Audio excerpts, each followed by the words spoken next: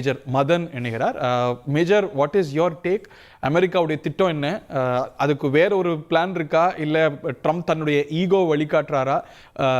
அமெரிக்க ரஷ்ய உறவுகள், அமெரிக்க யுக்ரைன் உறவுகள், இந்த போர் நிற்கக்கூடிய முயற்சி, இதெல்லாம் இதனது விளைவுகள் என்ன உங்க பார்வையில்? நிச்சயமா இது ஒரு இம்பல்சிவா அது நடந்த மாதிரி தான் எல்லாரும் அனலைஸ் பண்றாங்க. பட் நான் பாக்குறது செட் ட்ராப் படம். அவரை எக்ஸ்போஸ் பண்ணணும் அப்படின்றதுக்கான ஒரு கிளியர் கட்டான இது. அதை அவர் ஜேடி வேன்ஸ் இன்ஸ்டிகேட் பண்றாரு. பண்ண பிறகு அவர் நிறைய விஷயம் பேச ஆரம்பிக்கிறாரு. அதுக்கப்புறம் ஸ்பெசிஃபிக்கா பாத்தீங்கன்னா தேங்க்ஸ் அப்படின்ற ஒரு வார்த்தை, நன்றின்னு உங்களுக்கு ஒரு உணர்வு இருக்கா, கிராட்டிடியூடே கிடையாது அப்படின்றாங்க.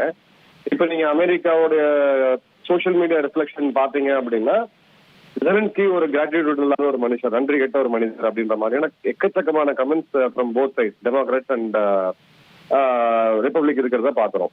ஸோ அதை அவங்க எக்ஸ்போஸ் பண்றாங்க. ஏன்னா ஒரு டொமஸ்டிக் லெவல்ல அவருக்கு ஒரு ரெசிஸ்டன்ஸ் இருந்துச்சு.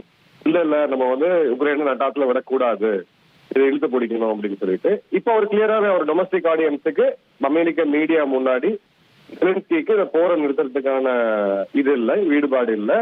ட்ரம்ப் அவர்கள் தான் அந்த போரை நிறுத்தத்துக்கான எல்லா இதையும் எடுக்கிறாரு. நம்ம இவ்வளவு உதவி செஞ்சோம், இவங்களுக்கு அந்த நன்றி உணர்வு இல்ல அப்படின்றத காமிக்கிறாரு. அவங்கள ஒரு கார்னருக்கு புஷ் பண்ணா அவங்களுடைய ப்ரையாரிட்டிஸை மாத்திக்க மாட்டாங்களா? இன்னைக்கு நேட்டோவையோ இல்ல ஐரோப்பிய தேசங்கள் அனைத்தையுமோ யுக்ரைனையோ அமெரிக்கா கைவிடும் பொழுது அவங்க நிர்கதியா நிற்பாங்களா, இல்ல அவங்களுடைய ப்ரையாரிட்டிஸை மாத்திப்பாங்களா, வேற வழிகளை தேட ஆரம்பிப்பாங்களா?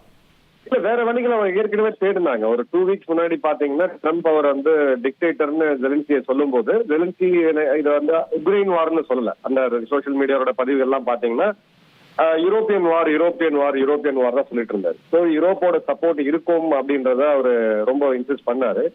பட் ஒரு மிக முக்கியமான லீடர் இப்ப யூரோப்பியன் யூனியன்ல யாருன்னு பாத்தீங்கன்னா மேக்ரோன் அவர்கள், பிரெஞ்சு அதிபர். அவர் இப்ப அமெரிக்கா பக்கம் நிற்கிறார். ஸோ அவருக்கு இப்ப அங்க ஐரோப்பாவோட யூனிட்டி அப்படின்றது ஃபர்ஸ்ட் ஆஃப் ஆல் கிடையாது. ஜார்ஜியா மெலோனி அவங்க சைடு கிடையாது, டேவிட் மேக்ரோன் அவங்க சைடு கிடையாது.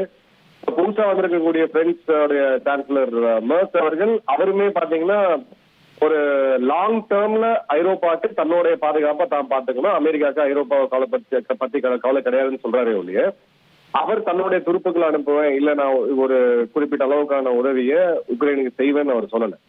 ஸோ இந்த ஆப்ஷன்ஸ் கிடையாது. அதனாலதான் இப்ப நீங்க பாத்தீங்கன்னா ஜெலன்ஸ்கி திரும்ப போன பிறகு திரும்பவும் ஒரு வெள்ளை புறாவை பறக்க விட்டுறாரு. இல்ல நான் இந்த மீட்டிங்னால ஒரு மீட்டிங் இந்த மாதிரி நடந்ததுனால இந்த உறவெல்லாம் சீர்கெட்டு போயிடாது, நான் பேக்கப் பண்ணிக்குவேன் அப்படின்ற மாதிரியான பேச்சுகள் இப்ப வருது.